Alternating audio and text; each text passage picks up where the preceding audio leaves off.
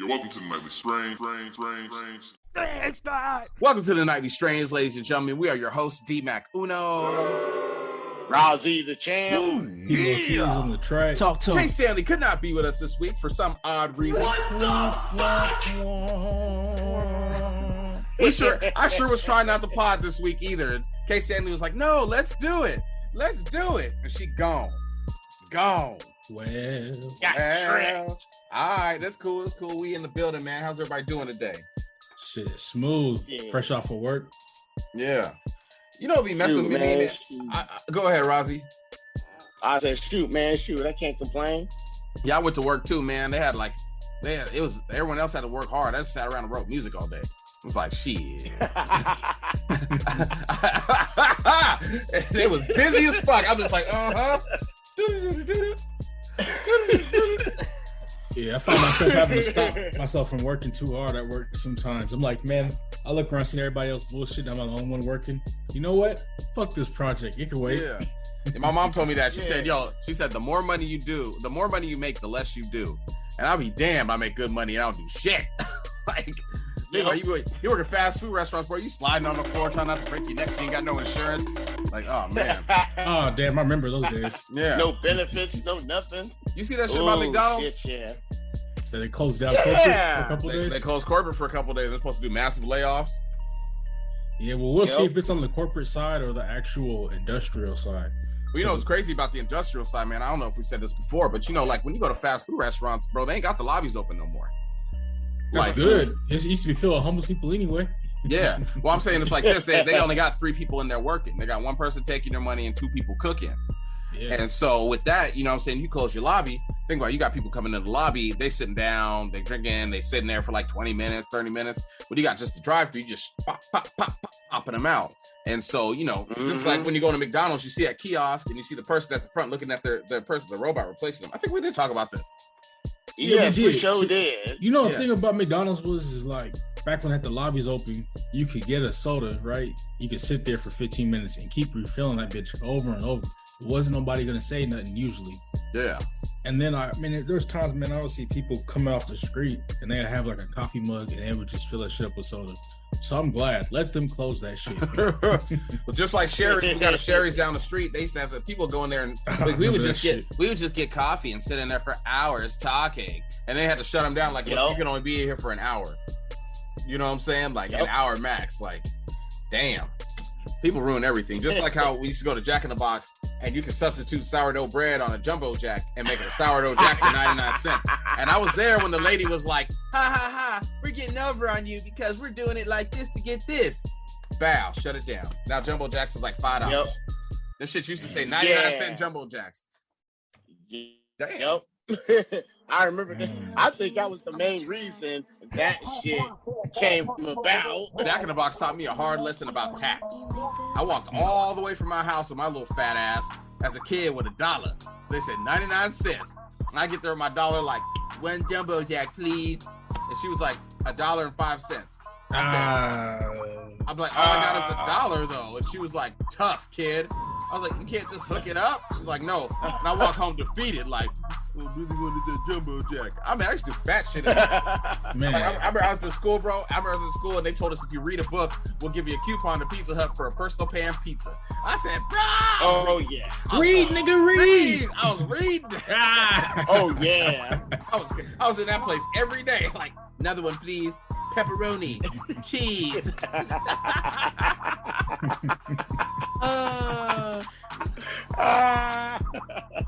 Life is a fat kid. Man, yes. I tell you. Yeah. Nah, so I used to hoop in high school and basketball team, so we used to get discounts at this restaurant. I ain't gonna say the name of it because there's no free sponsors. And so for being on the team, they give you this little punch card, so you can go up and you can get like a burger, a fry, and a milkshake for like $2.50.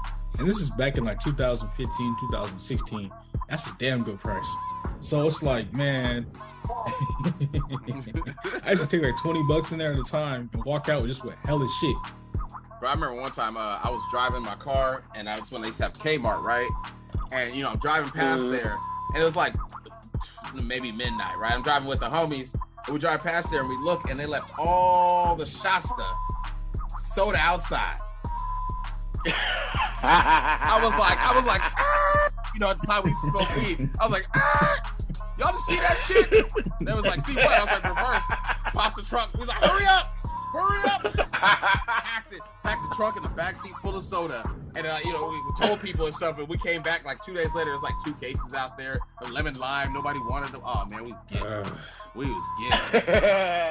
Don't leave shit out for us. I grew up in this city. They used to leave cigarettes out, like, where you could just grab them and stuff. And, like, we sell. Oh, man. I remember that shit. Reminds me of the last time I was out there.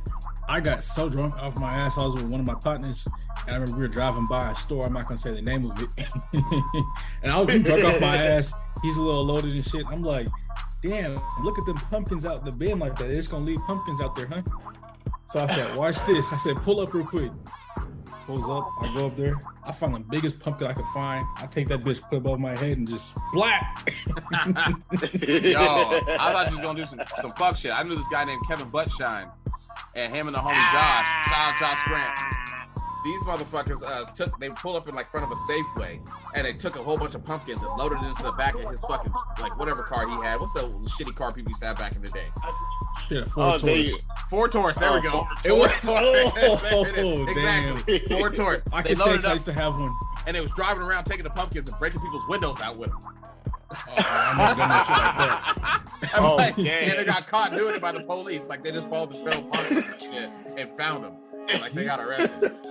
Can you imagine how mad you would be? Not only is your window broken, but now you gotta clean up that pumpkin shit. Oh yeah. All the insides of nasty shit. I always wanted to I always wanted to go to a house party and get kicked out and be like, fine, I don't want to be here nowhere. Light a smoke bomb in the house and just toss it. Like a mammoth smoke bomb. Fuck your house. Or a stink bomb. you know what's bothering me? I see people online and like they just be offended by everything, right? But I'm like, why are you offended? How are you seeing all this stuff that's offending you? I don't get it. Right. Like even for me, it's like I go onto Twitter and I see a name and I'm like, I don't like him. I want to be offended. So I click on it, you know, so I can personally be offended.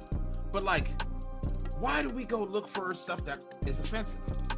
Why are people, is a profit for offending people? And it's kind of awkward. Like people are just offended. And like, I can't wait until I become some kind of weird celebrity so I can tell everybody to fuck off. I think it's algorithmic based. I feel like it's the more clicks you click on somebody's profile, that's considered engagement. So the more you engage with profiles like that, not content, they just keep recommending and keep popping it up, which is like on TikTok, how the government was like, oh, well, every time I'm on TikTok, I keep seeing adolescent girls dancing in inappropriate clothing that are, under 18. And then the owner was like, well, that's because that's what you've been clicking on and that's what you engage with the most. And that's why it keeps popping up. yeah. Because that's how I'll be on Instagram, bro. If I like enough pictures of big titty women and people making food, then my little magnifying glass is all big titty women and people making food. Fuck, can I get your login? No. We have to keep Rozzy off the main page though, bro. I don't know how many porn stars he done followed. Man, I seen that shit. Bro. That's why I had to come in. I was like, tapped in Carla, like, hey, Lane, Stanley, Olivia, Lovely. You're in charge of the Instagram account now. Hey man, I was just trying to get some more strange going on. It's gonna be some strange, all right? For sure. I was like, where are all these prostitutes? My bad, porn stars coming from? I'm not looking away. I'm just like, where are they all coming from? As long as you record it, it's not prostitution. Remember that.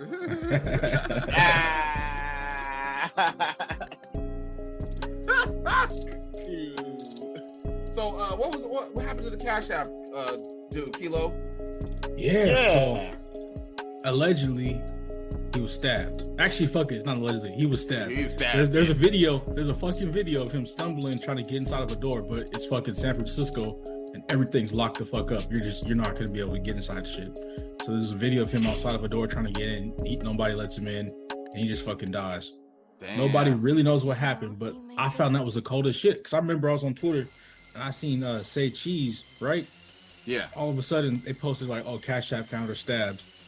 And then the fucking later that day, actually, not even the next day, just later that fucking day. Later that day, that was the day. The U.S. government releases its own version of Cash App called like Fed Now or some shit like that. Yeah, because they're trying to get in it. Because you see how the U.S. government is already trying to be like, yo, if you send more than $600 through Cash App, Venmo, Zelle, any of that shit, you got to record it. So the government's like, they just gonna try to get their tax off tops, and they're saying they're trying to get away from paper money. But it all goes back to that China situation, man. I told my mom about it, and I Googled it, and then Google explained it to me. They say that if they weaken the U.S. dollar, USA takes the money that it's been internationally and is subsidized, so they can take all their money and spend it on their the military industrial complex. So with what China and Russia and India and Malaysia are doing, is going to weaken the U.S. military. And I was like, oh, and you remember the general 2 months ago, he said, yo, we're probably going to be in a war with China within 5 years. And everyone was like, yeah, fucking right. But now it's all starting to make sense. Damn. So my question is, what would that do to the real estate out here? Because you see the working family, the number one goal they have is, American dream. You want that house, you want that white picket fence, you want the cars. So what would that do to the average Americans? What we see, what we want. I don't struggle. That American dream is gone. That don't exist no more. Not at all. I got a pay raise, and I see what it's like to be middle class. I am getting booty fucked. Like, I live in California, make a very high salary, and I'm still on the lower end. I'm like, this shit. Bro, that's what ridiculous. I'm saying, bro. Like, I made it out of poverty, and I'm like, cool. Then I got a raise, and I'm like, oh, I can make some money. Then I worked some overtime, and I saw how much they taxed my check. Yep. I said, let's throw some tea in the water. I'll put it like this. I was considering switching jobs, and this next job was going to offer me $30,000 more, right? A year. Yeah. I'm like, cool. But guess what? There's federal tax on that shit, and there's also state tax on that shit. So by the time I looked at the checks, and I was going over everything, it was going to be like $104 more check. Yeah, that federal tax is killing me right now. I'm like, what the fuck is this? Killing me, bro. I got my pay stub. I was like, oh, nah. I'm like, you don't have to explain this to me. You took $800 out my check. $800. That was all my overtime. I was hot about it. I'm like, man, I got to find the website I was selling feet pics on. I keep saying it. It's going down. I just split my toenails. I'm about to put some good baby lotion on it. It's happening right now. So, Rozzy, what's up with WWE news? Well, WWE, let me go ahead and give you a little backstory. Vince McMahon, pretty much, you know how, like, if you're the owner of a company and all these people will vote you out, and you out, right? But there's that little clause. Vince McMahon did that little loophole that was like, hey, this company is going up for sale, and they need me to come out here and do it. So pretty much bullshitted the rest of his employees, saying, okay, I'm out. No, I have to be in for this sale. And then bing bong, check it out. UFC, people that own UFC have also bought the WWE to make it a $51 billion Is that Dana White? No, Dana White doesn't own it. Yep. Whoa. Dana White does. No, he doesn't own it. It's like he might be the owner, but it's his other company. They merged. Yeah, Endeavor. Oh, shit. Endeavor. That's some good shit. It's Endeavor. Man, because all these power moves being made. Yeah, Endeavor bought UFC, but they allowed Dana White to still run it. And this is what Vince McMahon was like, hey, wait a minute. If I sell my company to Endeavor, Endeavor will put me back in charge. And that's what pretty much Vince McMahon did. Yeah, they're keeping all the same people. Boss no more. Exactly. Since he couldn't be the boss no more. Yeah, he is now the assigned boss, and now there's a lot of frustrated wrestlers from NXT and the main roster are begging for their releases, but they're not granting them. That's cold game. They're not. Yeah, that's cold game. And Endeavor, they weren't even interested in the top free agent. That top free agent went to AEW. That was Jay White. And that was Jay White. Jay White, he came from he's from Australia. He got all his notoriety in Japan. Did a couple matches here in the States. People fell in love with him. You know, a story just left the news and just went away. We ain't heard from him in a while. That cocaine shit. What's that? No, they arrested that dude. We talked about that. Man, that shit still went away. Yeah, it went away. Just like Brett. They didn't like talk Brett about Favre. how the fuck did he get that much money? Just like Brett Favre. Yep. You know he got that. You know he got that cocaine fronted.